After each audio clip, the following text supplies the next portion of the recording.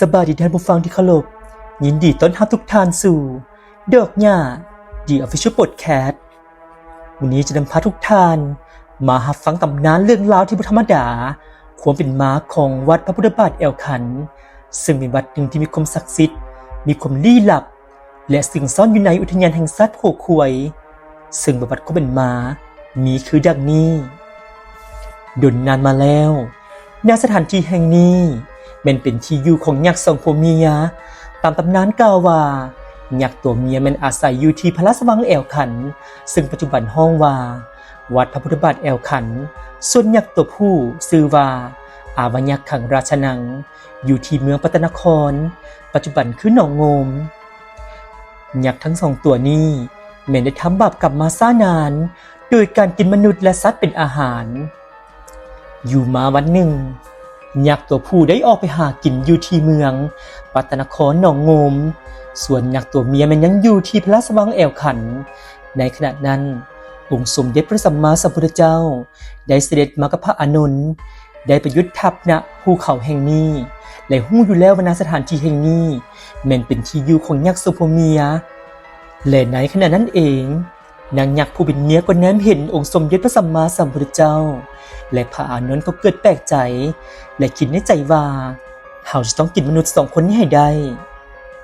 แต่ทันทีที่นางยักษ์ได้เข้าไปใกล้องค์สมเด็จพระสัมมาสัมพุทธเจ้าและพระอานนท์ก็เกิดสิ่งมหัศจรรย์เหตุให้จิตใจนางอ่อนโยนและอิดูตนสงสารนางได้แต่นั่งนิ่งๆและรอท่ายักษ์ตัวผู้กลับมาจากเมืองปัตตนครซึ่งในขณะเดียวกันพระอานนท์ก็ได้นิมิตทางกายเป็นปากเข่งทองคำเข้าไปอยู่ในปากของอาวยักษ์ขังอยู่ที่เมืองปัตตนครหลังจากได้กินมนุษย์เข้าไปแล้วพญายักษ์ก็ไปล้างปากที่บ่อน้ำในขณะที่ล้างปากอยู่ก็เกิดมีความรู้สึกมีบางสิ่งบางอย่างตกออกมาจากปากของตนจึงก้มลงเบิ่งแต่ก็บ่สามารถพบเห็นอย่างเลยจึงมีอาการโกรธแค้น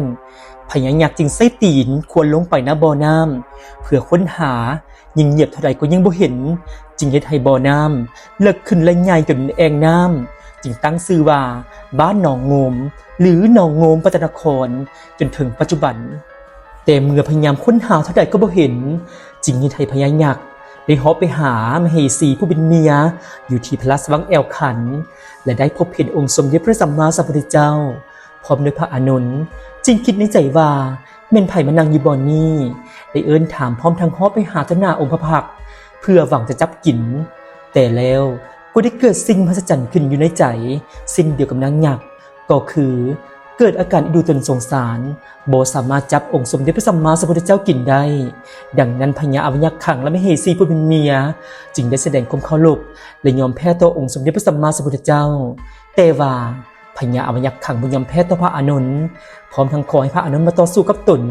ที่ตีนภูเขาขวยเพราะหากต่อสู้กันถึงภูเขาจะให้ภูเขาพังทลายลงมาแน่นอนการต่อสู้เริ่มต้นขึ้นเมื่อพญายักษ์ได้ออกกลอุบายให้มีการทายปัญหาด้วยวิธีการใส่มือปิดตาแล้วตอบปัญหาซึ่งพญายักษ์ได้เสนอให้พระอานนท์ปิดตาก่อนแล้วทายเบิ่งว่าตัวเองนั้นหายไปณสถานที่ใดพญายักษ์เริ่มหายตัวไปซ่อนอยู่ใต้ดินพระอานนท์ก็ใส่อิทธิฤทธิ์หรือตาทิพย์แล้วกล่าวกับพญายักษ์ว่าพญายักษ์ทานจงขึ้นมาจากพื้นดินเถิดเดี๋ยวดินจะถล่มทับตายต่อไปพญายักษ์ได้เหาะขึ้นถึงฟ้าและพระอานนท์ก็บอกว่าพญายักษ์ท่านจะลงมาจากฟ้าเถิดถ้าบ่ดังนั้นเดี๋ยวฟ้าจะถล่มทับท่านตายเมื่อพญายักษ์ได้ยินเสียงนั้นก็เกิดความกลัวตายดังนั้นพญาอาวยักษ์ขังจึงเหาะลงมาจากถึงฟ้า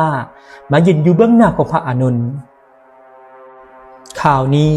เป็นที่ของพญาอาวยักษ์ขังต้องปิดตาตนเองแล้วตอบปัญหาแก่พระอานนท์พระอานนท์บ่รอซ่าพระองค์ได้ใส่อิทธิฤทธิ์เสื่องตัวเองไปอยู่ในม้วยผมของพญาอาวยักษ์ขังแล้วบอกให้พญายักษ์ซ้อขาและท้ายว่าเห็นพระองค์บ่พญายักษ์ใส่ตาทิพย์ในการกวดเปิงบนลีซ่อนของพระอานนท์ซ้อเท่าใดก็บ่เห็น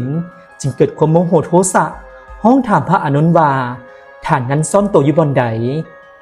พระอานนท์ได้ตอบกับพญายักษ์ไปว่าตนเองบ่ได้ไปใส่ไก่ลีซ่อนอยู่ใกล้นี้ซึ่งในขณะนั้นพญายักษ์ได้ยินเสียงชัดเจนแต่ก็บ่สามารถเบิ่งเห็นพระเถระได้จึงได้ทำการฮ้องขึ้นเดินอากาศเพื่ พื่อเศร้าขาพระอานนท์หากจะบุญแหงแล้วก็บ่พบเห็นสุดท้ายจึงยอมแพ้แก่พระอานนท์เมื่อพระอานนท์ฮู้ว่าพญาอาวยักษ์ขังยอมแพ้แล้วพระองค์จึงให้พญายักษ์เนรมิตขันไดทองคำอยู่3ขันขันที่1อยู่ต่อหน้าภาพขันที่2อยู่ที่ปากขันที่3อยู่ที่ดินซึ่งพญาอาวยักษ์ขังก็ยอมทำตามทุกประการเมื่อพระอานนท์ได้เสด็จลงมาฮอดขันที่1และลงมาฮอดขันที่2พญายักษ์ผู้มีจิตใจบ่ซื่อสัตย์ก็ได้กินพระอานนท์ลงไปในท้องของตนแต่ด้วยฤทธานุภาพของพระเถระพระอานนท์ได้เดินจงกรมอยู่ในท้องยักษ์เฮ็ดให้พญายักษ์มีความเจ็บปวดแสนสาหัสพญายักษ์ทนความเจ็บปวดบ่ได้จึงยอมแพ้แก่พระอานนท์ดังนั้นพระอานนท์จึงให้พญายักษ์อ้าปากและพระองค์ก็ได้ย่างลงมาขั้นใดขั้นที่3ลงสู่พื้นดินด้วยพญานขององค์สมเด็จพระสัมมาสัมพุทธเจ้าทรงทราบว่าณบัดนี้พระอานนท์ได้ชนะพญายักษ์พระองค์จึงได้เสด็จลงมาจากภูเขาควยพญายักษ์มเหสีและเหล่าบริวารยักษ์ได้สำนึกถึงบาปกรรมที่กระทำมาได้ก้มลงกราบองค์สมเด็จพระสัมมาสัมพุทธเจ้าและพระอานนท์พระพุทธองค์ได้บอกให้พญายักษ์และเหล่าบริวารจงเจริญเมตตารักษาศีลยึดถือเอาพระศรีรัตนตรัยเป็นที่พึ่งหลังจากนั้นพญาอาวยักษ์ขังและเหล่าบริวารได้ขอให้องค์สมเด็จพระสัมมาสัมพุทธเจ้าประทับห้อยพุทธบาทไว้เพื่อให้ตนและชาวเมืองได้กราบไหว้เป็นตัวแทนของพระพุทธองค์พระพุทธองค์ได้ประทับห้อยพระบาทไว้ข้างๆกับขุมเขายักษ์ก่อนที่จะเสด็จจากไปซึ่งปัจจุบันนี้ทุกท่านจะเห็นห้อยพุทธบาทประทับไว้พร้อมกับมีรูปปั้นพญาอาวยักษ์ขังกับบูชาข้างๆพร้อมกับขุมเขายักษ์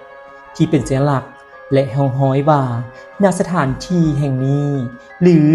วัดพระพุทธบาทแอวขันแห่งนี้เคยมีตำนานเก่าแก่เกิดขึ้นนอกจากนั้นข้างๆยังมีห้อยพระบาทของพระอานนท์น้ำสั่งแก้วและเหนือวัดขึ้นไปประมาณ4 กิโลเมตรขึ้นไปณภูเขาควยก็จะพบเห็นเนินหินที่เชื่อกันว่าเป็นพระราชวังแอวขันเป็นที่อยู่ของพญาอาวยักษ์ขังมเหสีและเหล่าบริวารส่วนเมืองปัตตนครบนที่พญายักษ์เอาตีนกวดหาพระอานนท์จนกลายเป็นหนองใหญ่ปัจจุบันนี้ก็เป็นหนองโงมซึ่งตำนานการต่อสู้ของพญายักษ์และพระอานนท์ก็เกิดเป็นตำนานการเล่าขานสืบมาบันทึกไว้จนถึงปัจจุบันและเป็นสถานที่หนึ่งที่เหมาะเป็นการเยี่ยมชมกราบสักการะบูชาณสถานที่ภูเขาควยแดนอาถรรพ์สปป.ลาว